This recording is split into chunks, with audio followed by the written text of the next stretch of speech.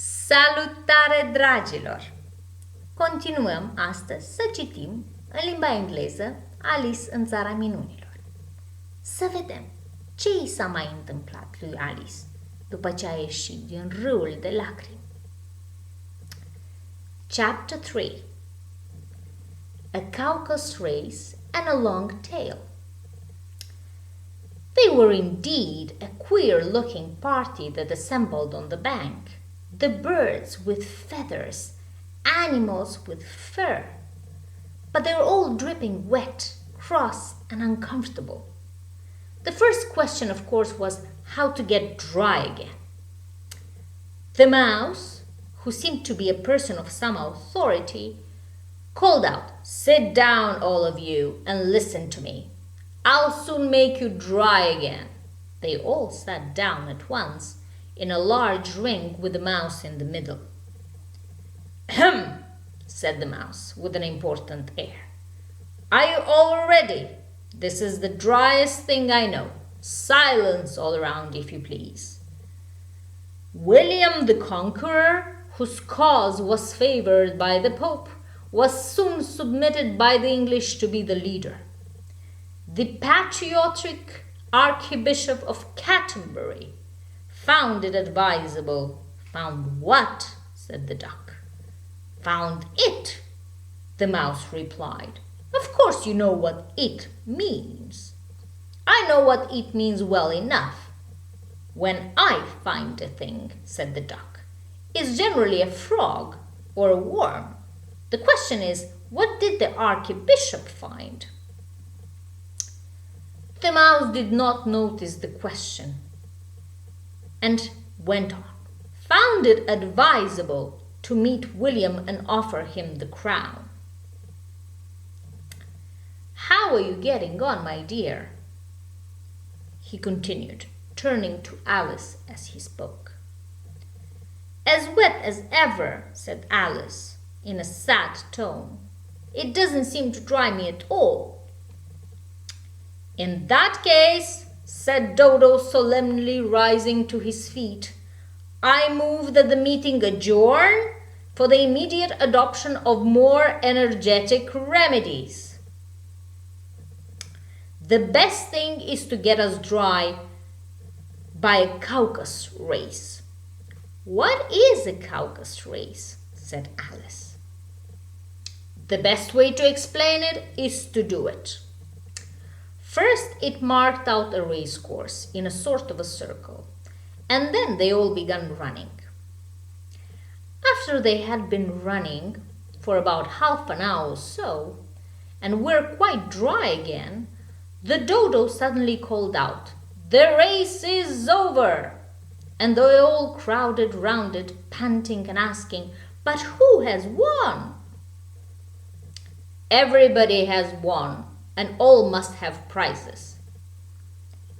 "But who is to give those prizes?" quite the chorus of voices asked. "She, of course," said the dodo, pointing to Alice with one finger. Alice had no idea what to do, and in despair she put her hand in her pocket and pulled out a box of candies and handed them around as prizes. "But she must have a prize herself, you know," said the mouse. "Of course," the dodo replied very gravely. "What else do you have in your pocket?" he went on, turning to Alice. "Only a thimble," said Alice sadly. "We beg your acceptance of this elegant thimble." And they all cheered. Alice thought the whole thing very absurd, but they all looked so grave that she did not dare to laugh. As she could not think of anything to say, she simply bowed and took the thimble, looking as solemn as she could. It was over at last, and they sat down again in a ring and begged the mouse to tell them something more. "You promised to tell me the story about why do you hate cats and dogs," Alice said. "Mine is a long and sad tale," said the mouse, turning to Alice and sighing. "Oof." "It is a long tale, certainly," said Alice.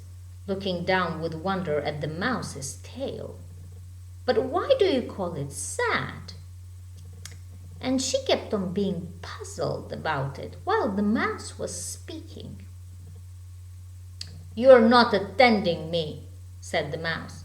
"What are you thinking of when I'm speaking? You insult me by thinking such nonsense." "I didn't mean it," pleaded poor Alice. "But you were so easily offended, you know." The mouse only growled in reply. "Please come back and finish your story." And all the others repeated the same thing. "Yes, please do, mouse." But the mouse walked away.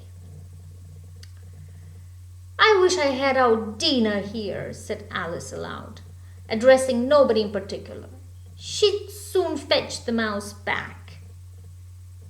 "And who is Dina, if I may venture to ask the question?" said the Lory. "Dina's our cat, and she's such a capital cat for catching mice you can't think. And oh, I wish you could see her after the birds. She'll eat a little bird as soon as she sees one." This speech caused a remarkable sensation among the party. Some of the birds hurried off at once. An old magpie said, "I really must be getting home. The night air doesn't really suit my throat. Oh." And a canary called out in a trembling voice to his children, "Come away, my dears. It's high time you were all in bed by now."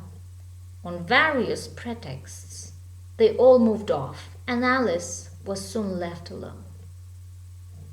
"I wish I hadn't mentioned Dina," she said to herself in a sad tone. "Nobody seems to like her down here, and I'm sure she's the best cat in the world. Oh, my dear Dina." And here poor Alice began to cry again, for she felt very lonely and low-spirited.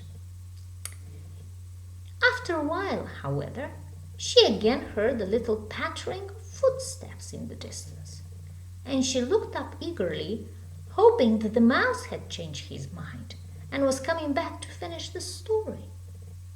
Did he?